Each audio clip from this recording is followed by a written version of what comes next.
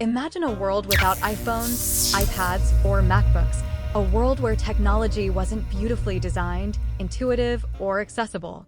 The devices you hold in your hands today, the tools that power your creativity, connect you to loved ones, and run your businesses, none of it would exist as it does now without one man. They called him a genius, a visionary, a perfectionist. But the truth is, Steve Jobs was more than that. He wasn't just an inventor, he was a storyteller, a rebel, a dreamer who dared to think different. This is the story of Steve Jobs, the man who didn't just change the rules. He rewrote the entire game. But how did he do it? And what can we learn from him? Let's dive in. Before Steve Jobs became the visionary who changed the world, his journey began with humble and uncertain beginnings.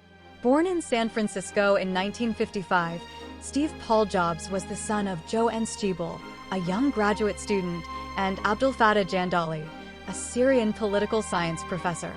But from the moment he was born, his life took an unexpected turn.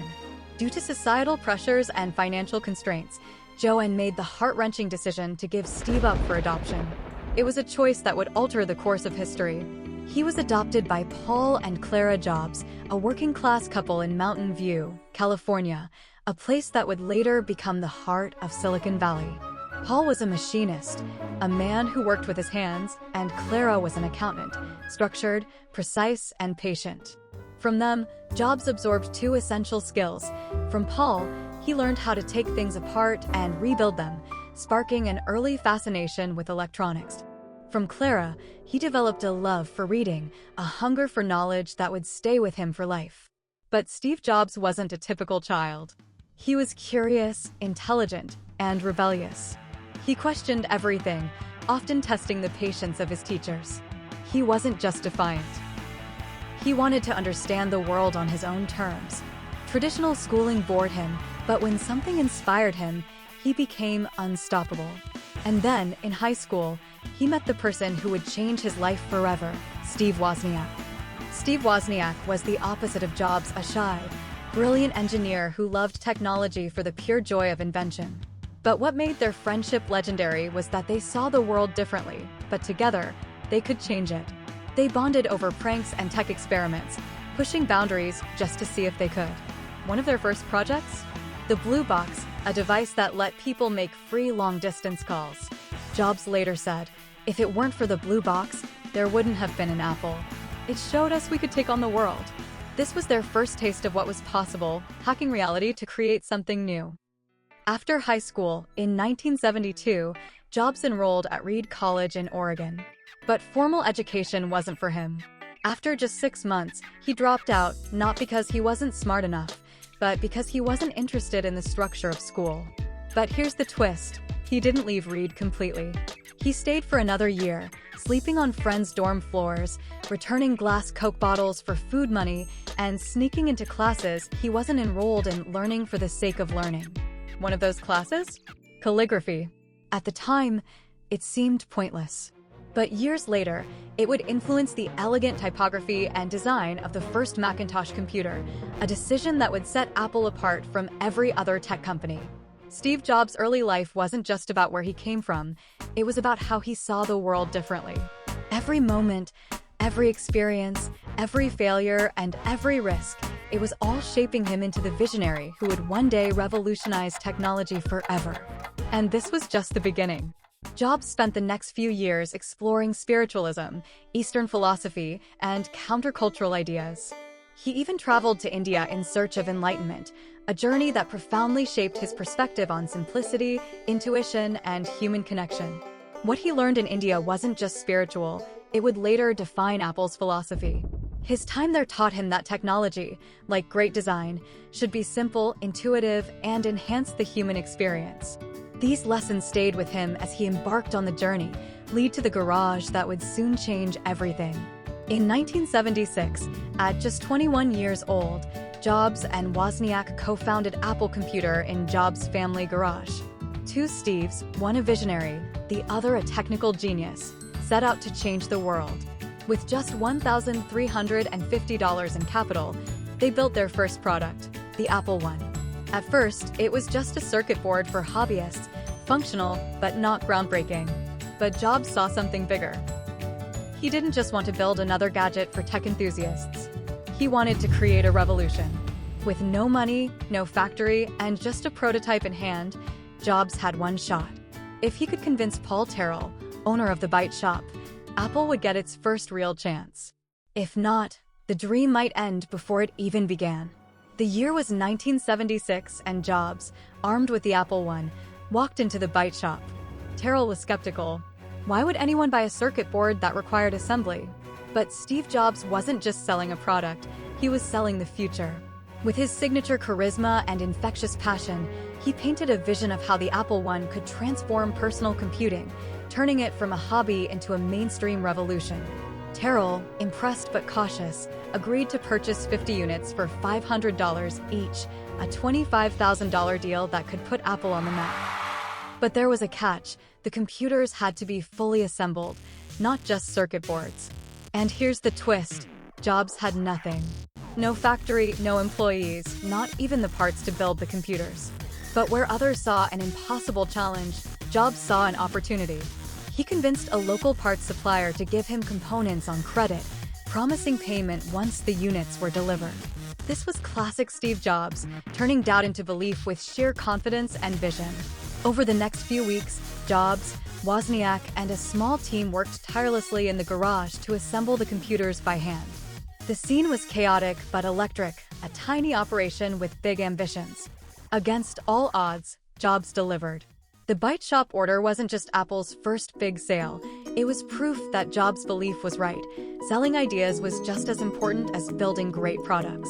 That $25,000 deal gave Apple the funds it desperately needed to take its next big step. And what came next changed everything. Using the revenue from the Byte shop deal, Jobs and Wozniak developed the Apple II, the first mass-market personal computer. Unlike the Apple I, the Apple II was fully assembled, sleekly designed, and accessible to ordinary people, not just tech enthusiasts. It wasn't just a product, it was a revolution. The Apple II's user-friendly interface and innovative design made it a runaway success, selling millions of units and turning Apple into a household name. This moment, starting with Jobs' bold pitch to the Byte shop, was the spark that ignited a revolution in personal computing. Jobs' ability to sell a vision, take risks, and make the impossible possible was already becoming his defining trait. He knew that sometimes you just have to act, as he famously said. You might fail, but you'll never succeed if you don't try. The Byte shop deal wasn't just a sale, it was the first proof of what Steve Jobs and Apple were capable of, turning ideas into reality, one bold step at a time. By 1980, Apple went public and Jobs, at just 25, became a millionaire overnight. His net worth skyrocketed to over $250 million. By the early 1980s, Apple was riding high on the success of the Apple II, which accounted for nearly 85% of the company's revenue. But Steve Jobs wasn't content to rest on past triumphs. He wanted to create something revolutionary, a computer so advanced and user-friendly that it would transform the industry. That vision became the Macintosh. The Macintosh was Jobs' passion project. Unlike other computers at the time, which relied on clunky command line interfaces, the Macintosh would feature a graphical user interface, GUI, allowing users to interact with icons, a mouse, and windows. It was sleek, intuitive, and futuristic. Jobs believed it would be insanely great. Jobs poured his energy into assembling a hand-picked team of engineers and designers, whom he referred to as pirates. He famously declared, "It's better to be a pirate than to join the Navy." The Macintosh team worked tirelessly, often pulling all-nighters under Jobs' intense scrutiny. Jobs pushed them to their limits, demanding nothing short of perfection. Yet his management style was often abrasive. He would belittle engineers who failed to meet his high standards, calling their work garbage or worthless. Jobs' perfectionism was both his greatest strength and his greatest weakness. His relentless pursuit of excellence inspired his team to create groundbreaking technology, but his confrontational style also alienated many colleagues. In 1983, Jobs recruited John Sculley, the CEO of PepsiCo, to lead Apple. Jobs famously asked him, "Do you want to sell sugar water for the rest of your life? Or do you want to come with me and change the world?" Sculley, a seasoned executive, brought stability to Apple's corporate structure, complementing Jobs' visionary zeal. Initially, the partnership seemed harmonious, but cracks soon began to show. As the Macintosh's launch approached, tensions grew. The Macintosh team had burned through significant resources, and Scully was concerned about the financial risks. Jobs, however, was singularly focused on the Macintosh's success, dismissing concerns about cost or marketability. The Macintosh made its grand debut on January 24, 1984, in an unforgettable product launch featuring Jobs introducing the computer to an enthusiastic audience. The unveiling was accompanied with one of the most memorable advertisements in history, 1984, directed by Ridley Scott, portraying Apple as a force of rebellion against conformity of IBM, which Jobs called Big Brother. The launch was a spectacle, and Jobs, ever the showman, unveiled the Macintosh to thunderous applause. While the Macintosh was revolutionary, it faced significant challenges in the market. Priced at $2,495, it was expensive for most consumers. Its limited software support and 128 kilobytes of memory was insufficient for many professional tasks. Initial sales were strong, with around 70,000 units sold in the first 3 months, but they quickly slowed as competitors, like IBM, offered more powerful machines at similar price points. By the end of 1984, the Macintosh's sales had failed to meet Apple's ambitious targets, and the product's profitability fell short of expectations. Macintosh was not the financial success Apple had hoped for. The Macintosh's disappointing financial performance put Jobs on the defensive. He insisted on promoting the Macintosh at the expense of the more profitable Apple II, leading to tensions within Apple's leadership. Apple's board grew increasingly concerned about his ability to lead, and his relationship with Scully deteriorated further. Despite its initial struggles, the Macintosh set the foundation for Apple's commitment to innovation and design, which would define its future successes. By 1985, the once productive partnership between Jobs and Scully had turned into a bitter rivalry. Jobs wanted Apple to double down on innovation, while Scully prioritized stability and profitability. Jobs, feeling betrayed, attempted to stage a coup to regain control of the company. He met with key executives, seeking their support to oust Scully. At this time, Steve held approximately 11% of Apple's shares, a significant stake, but not enough to maintain control of the company. After Apple went public in 1980, Jobs had initially owned 15%, but his ownership diluted over time due to stock issuances and boardroom dynamics. Jobs attempted to undermine Scully's authority and oust him from Apple. Scully caught wind of the plan and confronted Jobs in a dramatic board meeting.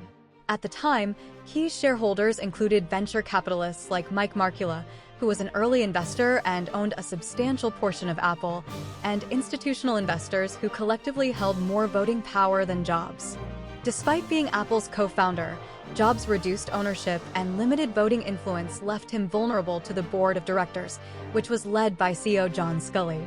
Moreover, Jobs' confrontational management style and insistence on prioritizing the underperforming Macintosh over the profitable Apple II alienated many board members and executives, leading to board of directors backing Scully for his stability and profitability approach. With the support of shareholders and the board's unified vote, Jobs was stripped of his managerial duties, effectively removing him from operational control. This pivotal moment highlighted how Jobs' lack of majority ownership and strained relationships with key stakeholders enabled the board to oust him despite his visionary role in founding the company. In 1985, at just 30 years old, Steve Jobs, Apple's co-founder and visionary, was forced out of the very company he had built.